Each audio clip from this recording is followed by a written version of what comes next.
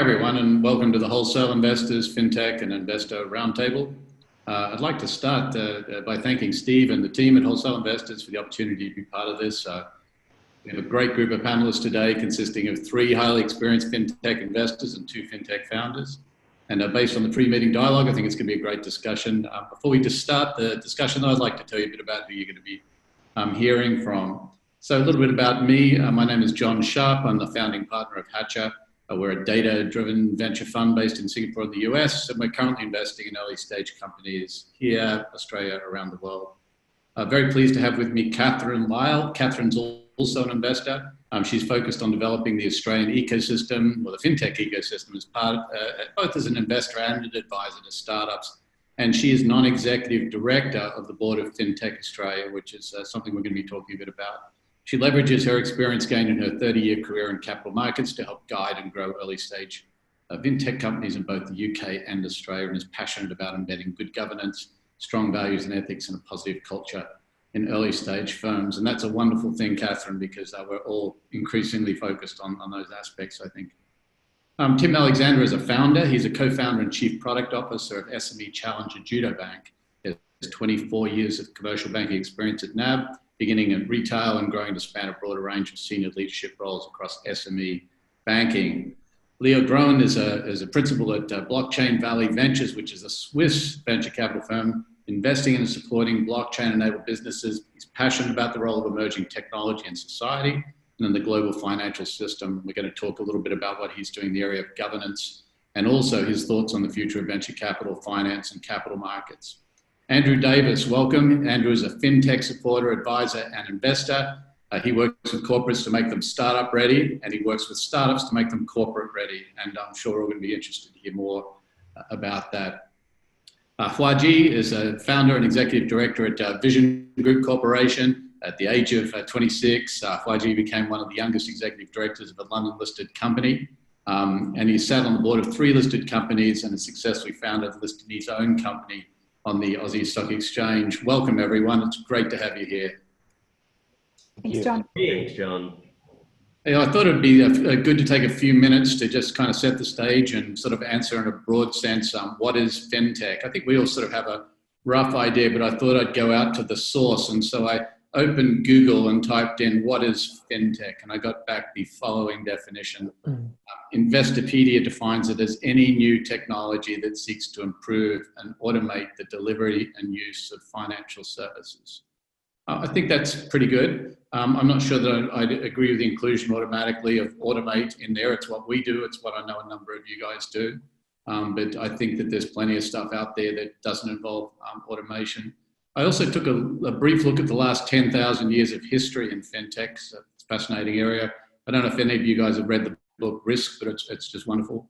And if you look at that, and what's really obvious is just from every part of the world, there's been innovation. You know, if it's paper money in China, trade finance systems in Mesopotamia, digital payment systems in the US, double ledger accounting in Europe, Bitcoin in Australia, we're going to claim that, guys. And it strikes me that when we talk about innovation and FinTech, what we're really talking to is really continuous improvement rather than abrupt sort of innovations, but something that's happening all over the world and it is engaging people all over the world. So I would basically say that automation is just one way of potentially improving things. But for the purpose of this discussion, I think we just should broadly talk about any new technology that seeks to improve the delivery and use of financial services. And so let's find out if the panel agrees. Panel, welcome to the Wholesale Investors, FinTech and Investor Roundtable. Catherine, if you don't mind, I'm going to start with you.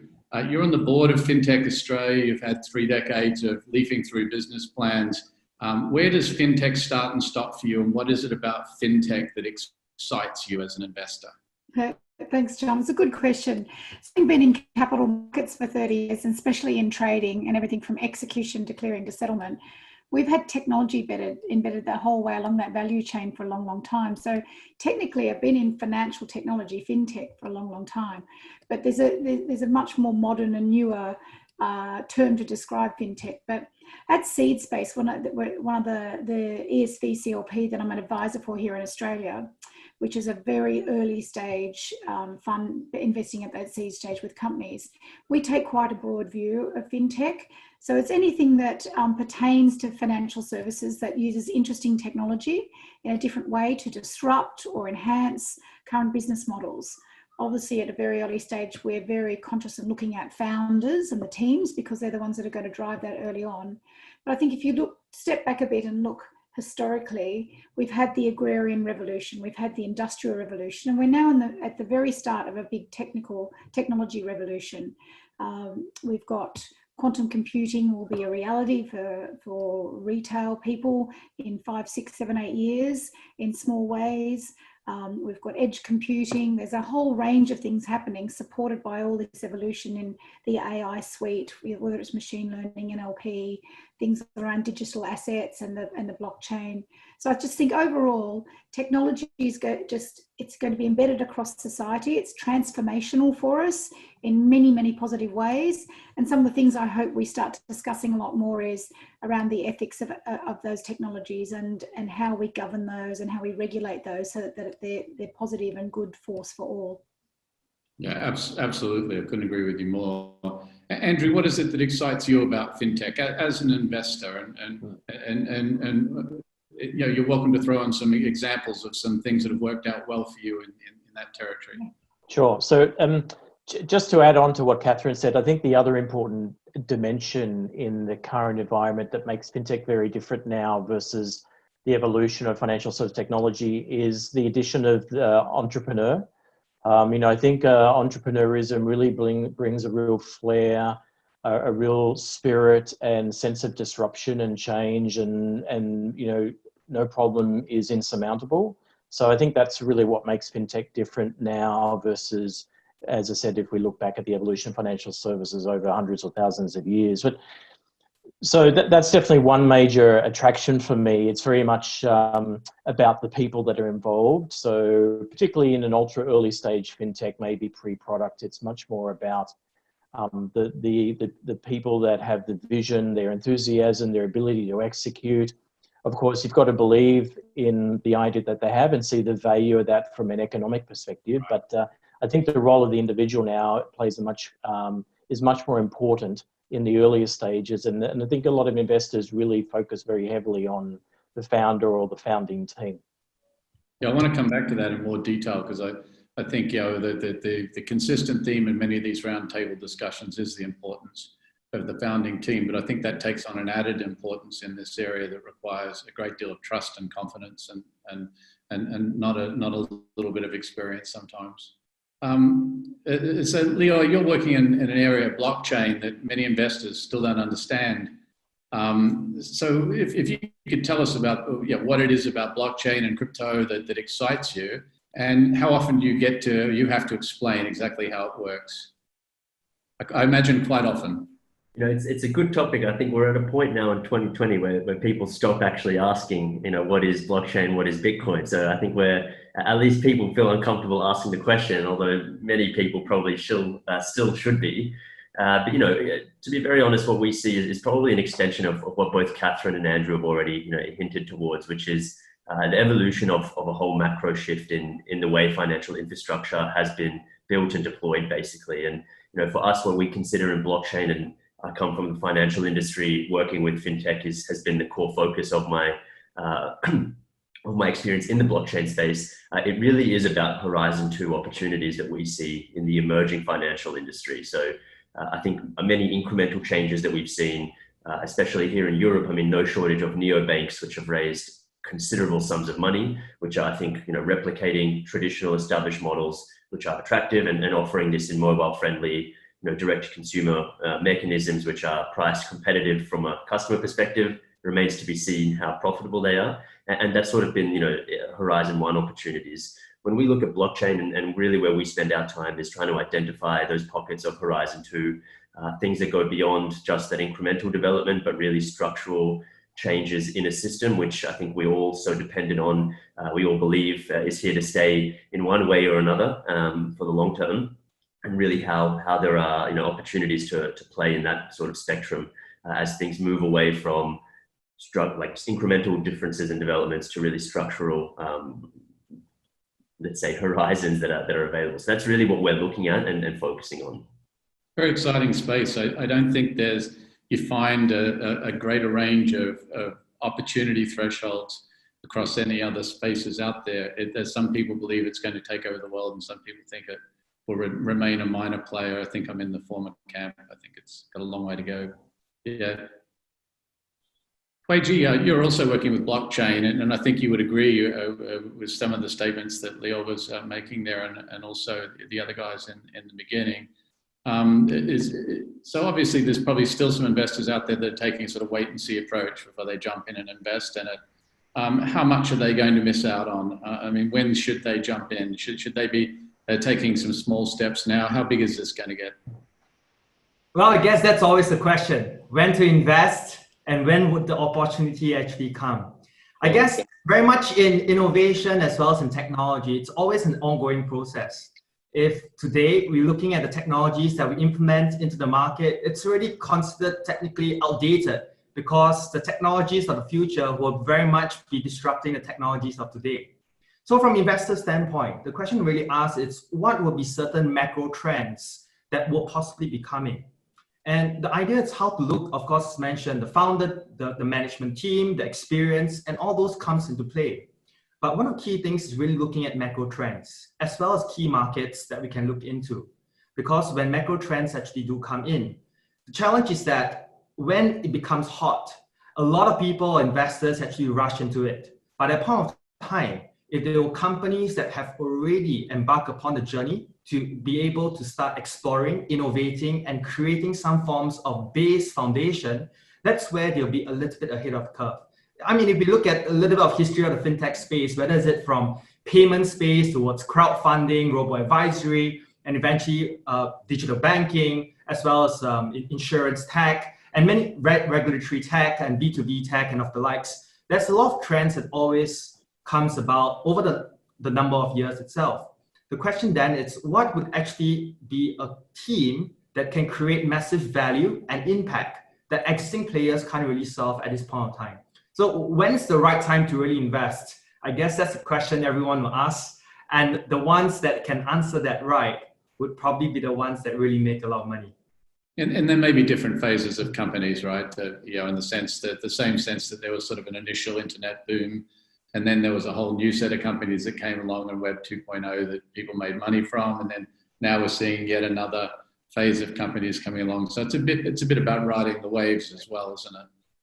Exactly. And I think the interesting thing is that if you look many years ago, like 30 years ago, how long did it take a company to hit $1 billion valuation versus the last 3 to 5 years of how long it takes a company to hit $1 billion valuation? It's just insane, the amount of time nowadays that actually takes to go about doing that. However, is that really fundamental value? Is that really sustainable? That's something that we need to ask ourselves, because at the end of the day, that's a valuation that investors put onto the specific company with many other different considerations from a capital market standpoint. But the companies that eventually really provide fundamental value, solve the customer's problem, and are sustainable are the ones that will really bring not only massive investor returns, but really disrupt and impact the industry as well. So Tim, you're an ex-banker. You've got massive amount of experience inside NAB, and so referring back to the core of innovation, which is really finding a simpler way to do a hard thing. What is the simpler way that you're doing that hard thing? Why are these challenger banks able to come along and just wipe the floor with the big boys, and why are they allowing it to happen? Well, so I'm not sure they're allowing it to happen. It's their ability to react is probably the advantage that we're trying to take on, and it's the agility of a new entrant and the size and the ability to do things without legacy. And I was listening to Catherine speak there earlier, and I thought if I got asked the question next, that she hadn't left me many crumbs describing what a fintech was. And I think for us, for me to add to what Catherine spoke about around the fintech, and I was thinking about our circumstance during that, is that we're able to build a proposition without legacy. and we're not dealing. You sit in a NAB or a major institution or even a regional bank here in Australia. A lot of the technology they're using are 20, 30 years old, and it's still sitting in a dark cellar somewhere out in the outer suburbs of Melbourne. We're able to build out of the cloud from day one with a roadmap towards AI and artificial learning, and looking to meet the customer needs rather than try to manufacture an outcome to get a balance sheet or a P&L outcome that is already predetermined anyway. So rather than sort of building for the legacy that's sitting within the company at the time and trying to reduce cost and trying to tweak a margin here and there, we're able to go back to the customer and build for the customer. And I think that's been liberating as far as a banker goes. Has been a liberating thing to do. John, if I could just say, I think Tim's just touched on something really key about why FinTech's exciting for all those that are investing in founders like Tim. There's a certain energy and drive and passion and optimism in startups and scale-ups. It's, the founders are interesting. There's a plethora of ideas. Technology is being deployed in all kinds of ways. People are doing business in different ways. Culture's being really impacted in a really positive way. And it's just really, really exciting to be involved. It's contagious. And on the top of that, there's enormous opportunities as investors to make great returns out of that. No, it's definitely something that you're right about the excitement being infectious. I think as an investor, what I really enjoy is when someone walks in and tells me something I didn't know before and how they're going to change the world to make it better. I walk out of those meetings just going, how fabulous was that? That was a great hour of my time, because it's a positive experience to hear that, and to hear someone be able to say that and execute it and get the sense that they can execute is a super exciting thing. So on that score, I mean, you just said that you're looking for passion, Catherine. I mean, you obviously see a lot of deals. When someone walks in, when a founder walks in, what are you looking for? Is it just passion? Are you looking for experience? Are you looking for the co-founder sort of mix of the team? I mean, how do you decide what to invest in? It's probably D, all of the above. So I actually am involved in two funds. I co-founded a fund in London called Seismic Foundry that I've been in London for the last 18 years and been in Australia just the last year and a bit. And over there we invest in pure early seed stage startups in capital markets. So quite a narrow niche. And in London you can do that because it's such a big broad market. There's a lot of startups, there's a lot of capital. So you can kind of specialize. It's not so easy to do here. So with seed space, we're much broader across all ranges of FinTech. And I think that, it's three key things. The founders, what's the problem that's being solved and does it want to be solved? So, because sometimes there's a great problem to be solved, but people don't want to move yet and don't want it solved. And then do you need someone? You've obviously got someone sitting there telling you the vision. Do they need to have alongside them someone that can execute, someone that can build it? What's the makeup of the team for you if there's someone that gets check from you? Yeah, so the third thing's technology. And sometimes that, even though technology is key in FinTech, sometimes that's almost the second thing, because you can improve and enhance technology with the right amount of capital and resources. So it gets back to the people, as you just alluded to, John. So the founders, the founding team, super important. Are they subject matter experts? Do they have a good balance of skill sets and experience? If they don't, are they thinking really carefully about how they extend that? And that's where it comes to that whole idea around governance and culture. We don't want to see a whole pile of C-suite titles in a small team and nobody actually doing the work. And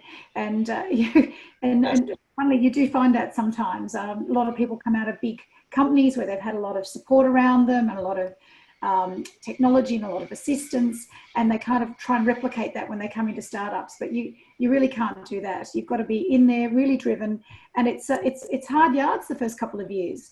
Making it through, getting through those first couple of capital raises, getting through that FinTech valley of death, if you like, if you're trying to sell to the big financial institutions, especially B2B plays, it can take a long time getting through those procurement processes in places like Tim's old alma mater at NAB and the banks, and they are working to improve it. But really, when it gets down to it's the founders and how good that team is, and we work very, very closely with them. We have a very strong advisory model, and we hold their hands the whole way through the process.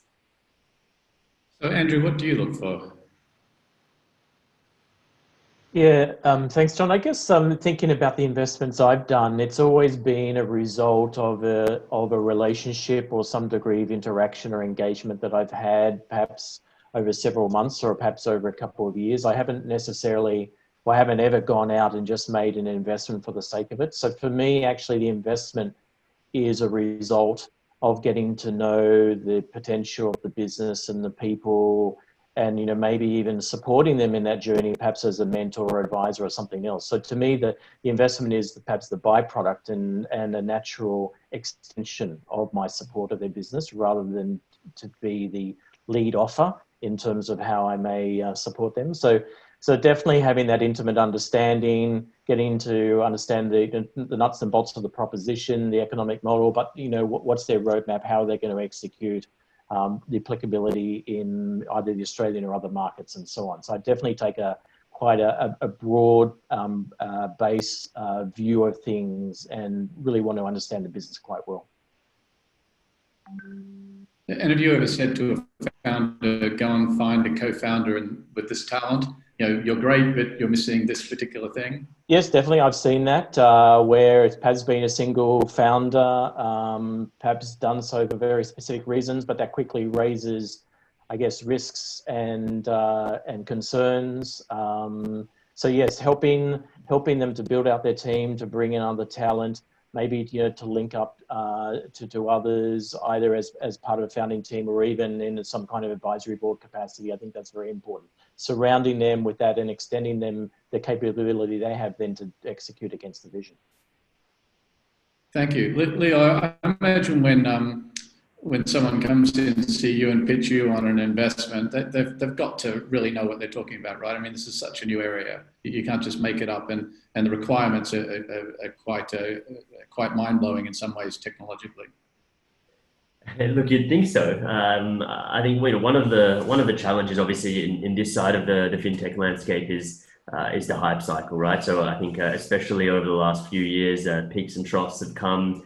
Unfortunately, it's highly correlated to what's happening in the public crypto markets, depending on the number of messages you get and new business ideas that seem to emerge from the bushes, or that had been conceived for the last several years, suddenly coming to life again. Reality is, when we look at this space specifically, we see it, I mean, more than just as a technological innovation. I mean, blockchain itself is also a legal, let's say, evolution of system, and we're talking about highly regulated financial markets at the end of the day, and there's a reason why that regulation's in place, and obviously the structure of which we're applying a technology with different use cases needs to somehow have a clear fit into existing regulations, or have a clear path to be permissible in the near future. And I think this has always been the kind of balancing act that we play, is understanding, what is happening in the industry today, how the things work. Yes, you can do things better, but is that really the most efficient way? And is that going to be the winner of the next 3 to 5 years? And it goes back to that concept and idea of incremental evolution and developments. And there's plenty of this. And Catherine, as you said, there's money to throw at improving technology. So it does go back to the team of people being able to execute.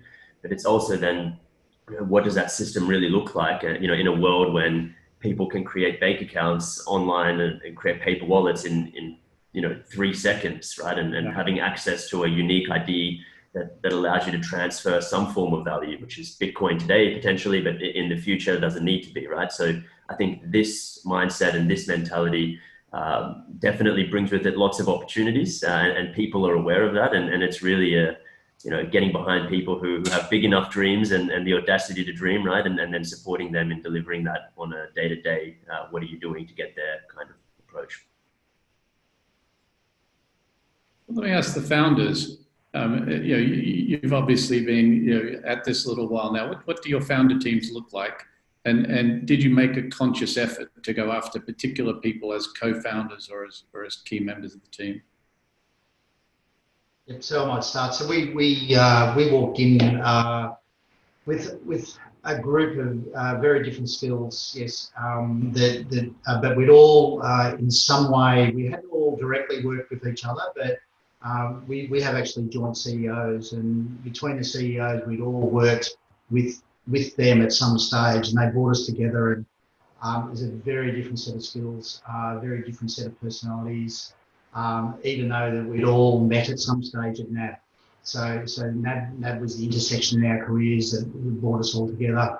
But I would think when we sat down in front of investors, they looked at us and saw a real cross-section of, real enterprise leaders, top operators, risk people, technology. We had a very, very different set of skills. And I think what would have come through as well as a self-awareness around where our gaps were and what we need to do to fill those.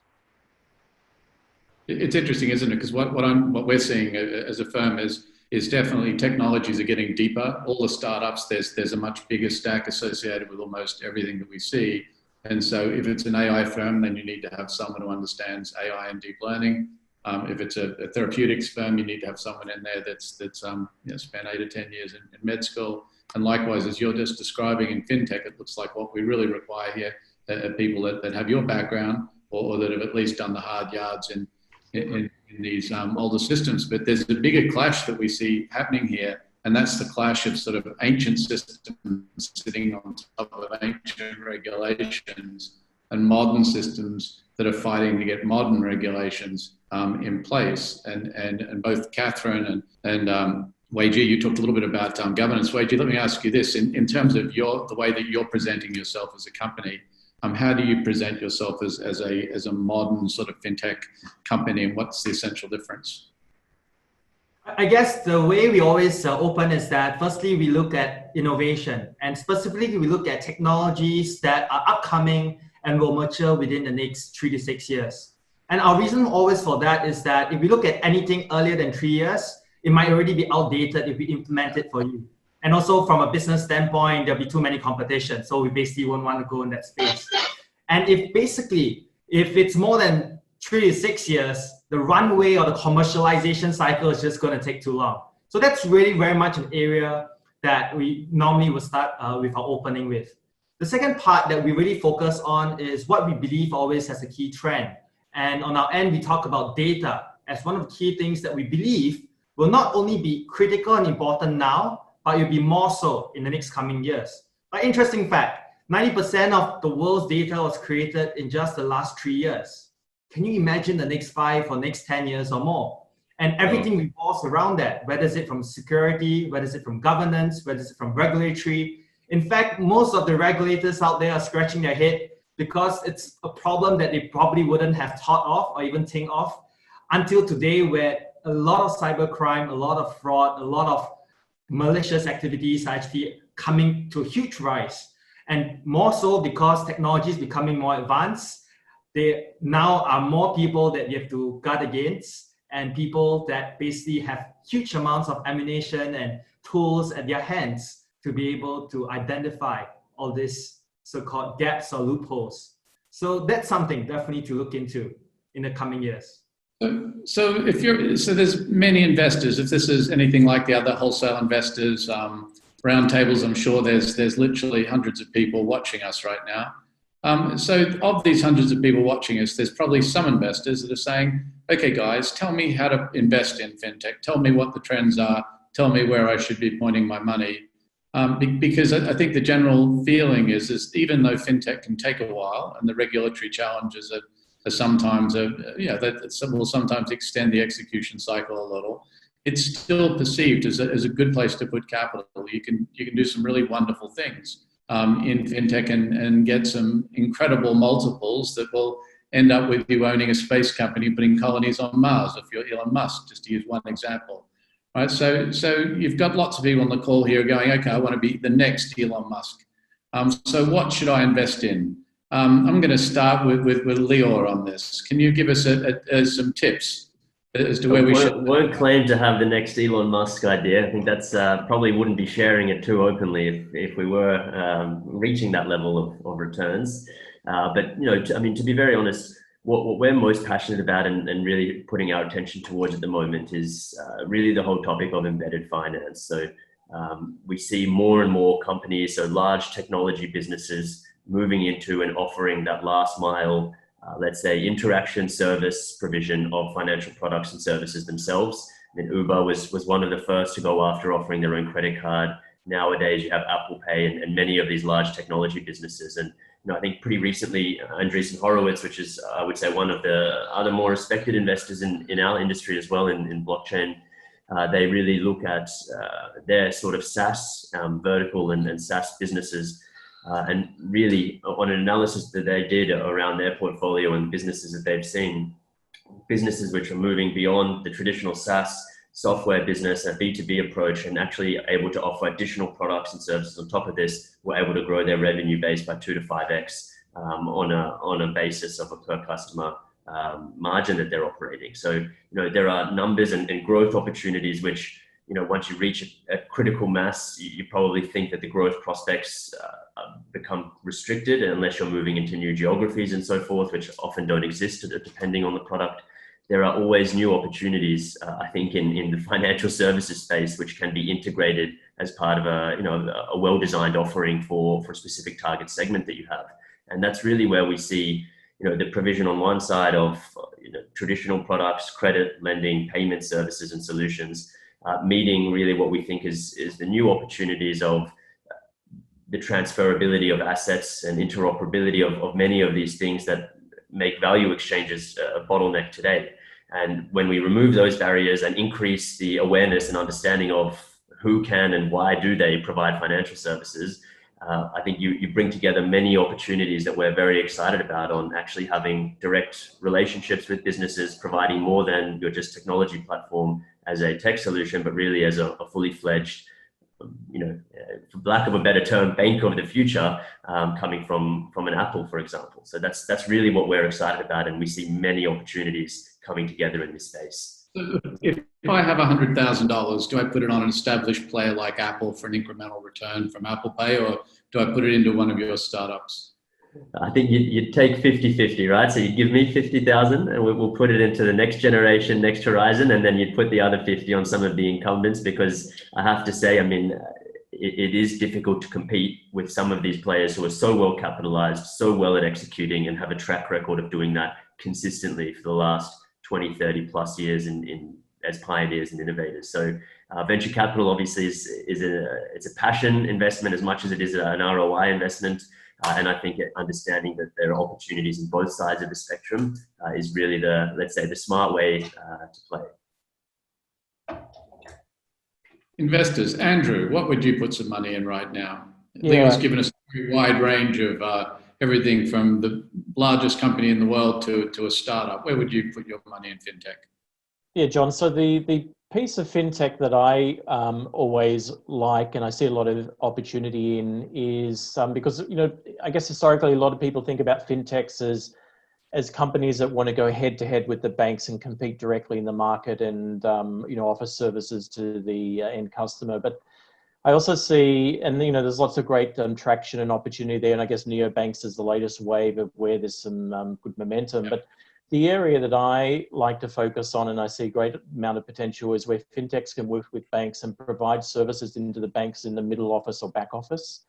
I see banks are much more willing to experiment as such and take some risks with FinTech capabilities by deploying those capabilities internally as opposed to deploying them to the frontline customer. So as a result, a category like RegTech, I'm a big believer in. And RegTech, for those on the call, is all about companies that use technology to help solve regulatory and compliance problems and issues. And we know, of course, in recent times, banks have major issues in that space, lots of big fines that have been handed out.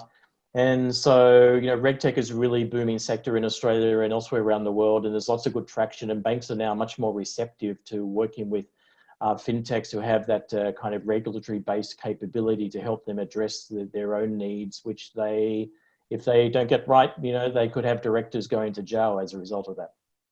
Yeah, which is a scary prospect. But for you, it's RegTech and middleware. Yes, definitely. I see a lot, and just because I think the degree to which banks are willing to partner and collaborate is a lot greater in that area. Yeah, no, I think it's a very good idea. I used to sell cybersecurity to banks, and one of the things I would see when they would lift the lid on their back end is a lot of very, very ancient code. And of course, in that environment, middleware is absolutely critical. So I completely agree with you. I think it's a good area of focus. Catherine, where should investors put their money? What's your feeling? It's the $1 million question, isn't it? So look, there's a massive shake-up going on how financial services are being consumed. There's obvious areas for growth that we've all clocked: open banking, payments. I think platforms as a service is a big one. We're seeing some really innovative new products coming through, and things around mortgages and structured products, which are much more capital markets play, but they're very much using really cutting edge technology to target these products at retail investors in a very simple and transparent way and a very cost effective way.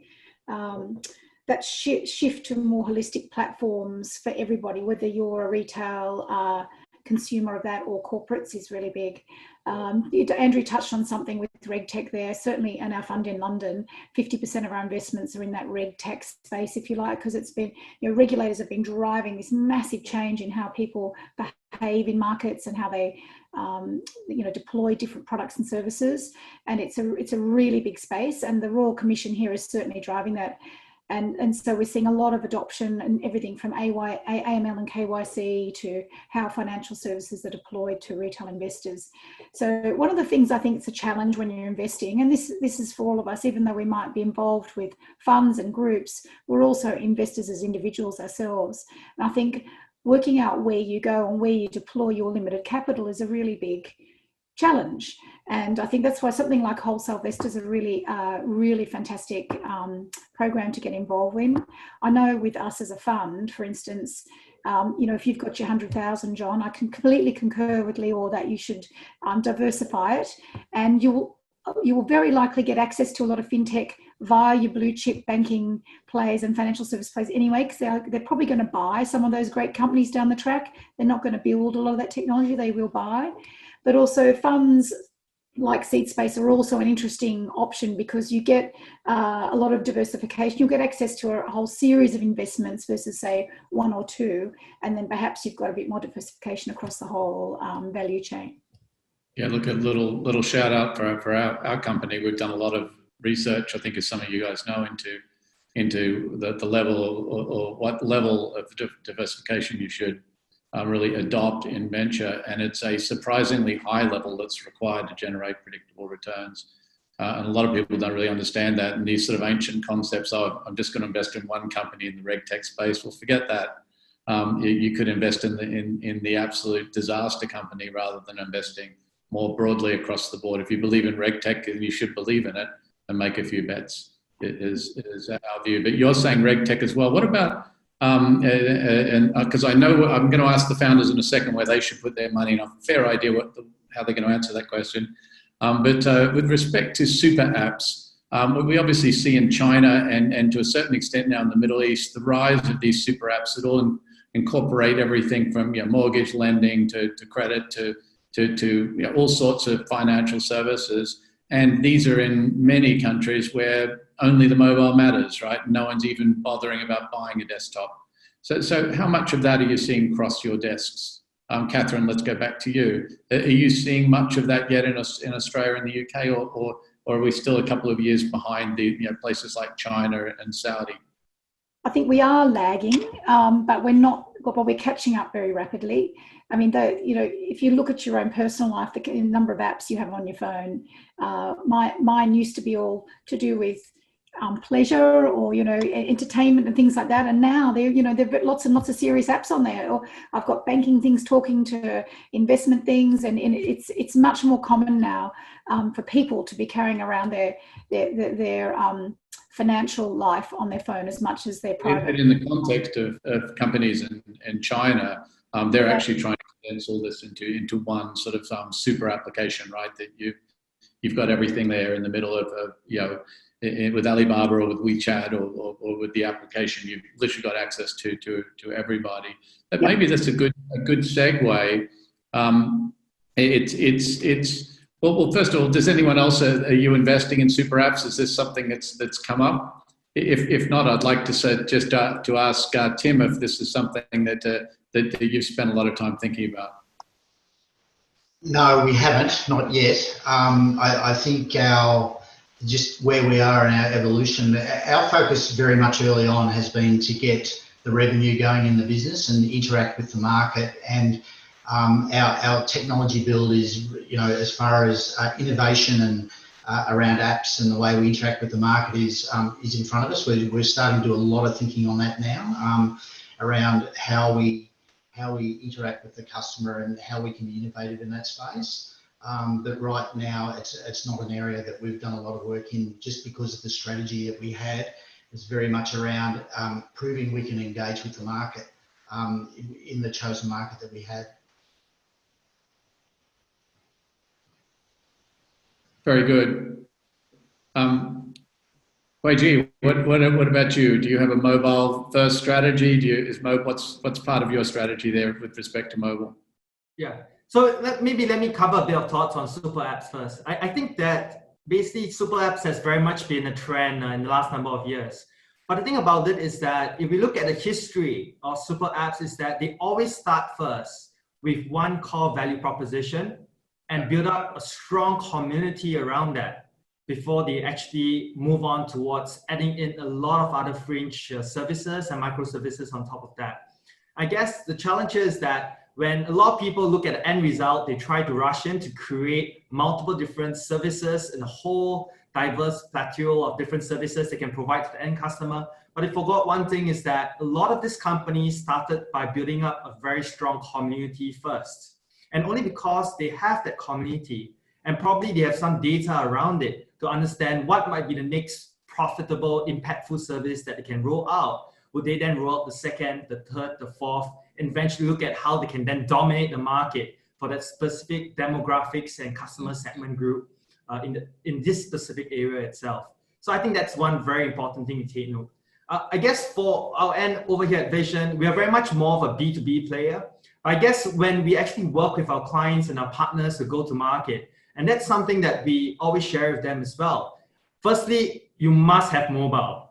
Without mobile, today you are no longer really relevant within the space, and everyone's entire interactive and customer experience and behavior has very much changed compared to previously. So mobile is really critical. However, the mobile behavior, it's also changing over the years itself. Very much previously having one core service, now having towards having multiple different services. The question asked, it's very much not just the customer experience, which is important, it's changing along the way. But the question asked really, it's what are we doing with all the data we're collecting? What are we actually doing with the data to be able to ensure that our customers are seeing what they want, they are buying what they want, we are upselling and recommending what they want, and we're able to give them something even before they start asking for it. I guess that will be one of the key areas to really look at. And that's one area we really focus on, which is the data component. And how do we ensure that we're able to allow both the different stakeholders as well as the end customer to be able to most frictionlessly onboard and most frictionlessly buy something. I guess that's the end goal at the end of the day. So Hui Jie, I'm going to guess that if you were advising investors where they should put some money, they should put some money in Vision. Is that correct? Well, definitely that's one good choice, I would say. But let me share my thoughts also in this particular space. I think that the investment climate, definitely depending on investor type, in terms of his risk, as well as his timeline in terms of when he's looking to exit. But my personal view in terms of when there might be certain opportunities, agreeing very much with what Andrew has mentioned, was that I think the B2B space is very much an area to really explore. The B2C space has been a space that has been overhyped for many, many years. But B2B, but more specifically, areas which are really niche. Not a company that does like everything, but specific niche areas that they're able to go into the financial industry, especially customers that are really hard to get. Like the BFSI, which is the banking, the financial institutions, the security companies, the insurance companies. Firstly, it's because these companies has been legacy for quite a number of years, and it's really about time that they innovate. And because of that, they're probably looking at the competition and they have more budgets to actually invest in this area. Number two, mainly it's because they have the money to actually invest. So companies or B2B companies that provide solutions towards these large financial groups, I believe have a chance of really becoming the next wave of something not only they are able to disrupt the space, but more importantly, to have a sustainable business model. So that's my personal view. Thank you. So, question. Well, first of all, Tim, I'm going to give you the opportunity to tell investors where they should put money. Well, I think they should have a look at Judo. So, Judo has, we've 4 years ago we started off to build a SME bank, an SME lender that was specialised in the Australian market. It was a market held by 4 large incumbents, 85% market share. Those businesses we know very, very well. We've worked in them. We understand where the underbelly is, and we've lent into a very large market. It's $360 billion worth of lending, $16 billion worth of revenue, and we just want a little piece of it to do very, very well. So Christmas 2018, just to give you a sense, we had a lending book of 100 mil. Christmas last year, 2019, we had a lending book of 900 mil. And our lending book has just gone through 2.1 billion, and we will make our first profit next month. So our first profitable month will be next month. And if you look at the Challenger Bank movement around the world, and it's a very large one in the UK, many of them haven't hit profit after 5 to 7 years of trading. So we've got a very experienced management team. I think when we were dealing with investors in the first 12, 18 months, we spent our whole time convincing them that the market would engage with us. And we've absolutely demonstrated now that the market's engaging with us. And, we're putting up a proposition that we're starting to get noticed. So we're going through a phase now where we got our banking license. April last year, and we're now able to attract deposits to fund the book. And we're obviously dealing with the regulator. It is a slightly different world, but it's a world that we know very well.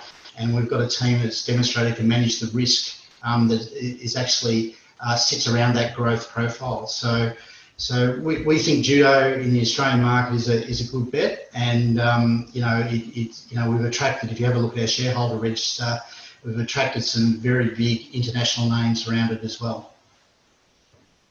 That's brilliant. Well, look, we'll replay this pitch in a few years and see where you're at. Yeah, no, it's okay. It's okay. Sounds like a good story. Would have been good to have a look at it 18 months ago and now, because it's looking pretty good. It's looking pretty good.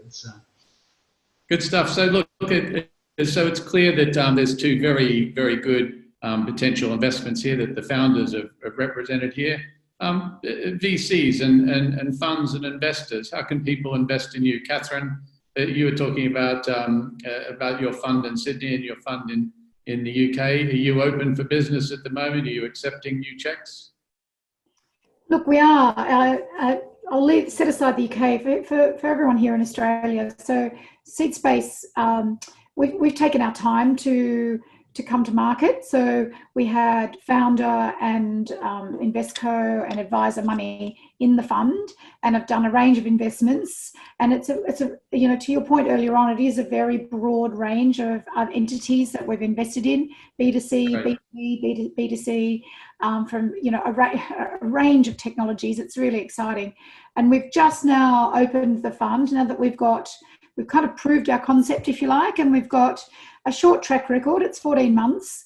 I know most people look over 3 years, but all of us collectively have got over 200 years of international markets, financial markets experience, technology experience. There's several on the team that have had successful exits in their own businesses and are now investing again, which I think is a really great part of this ecosystem. People that exit successfully do invest back in nascent businesses.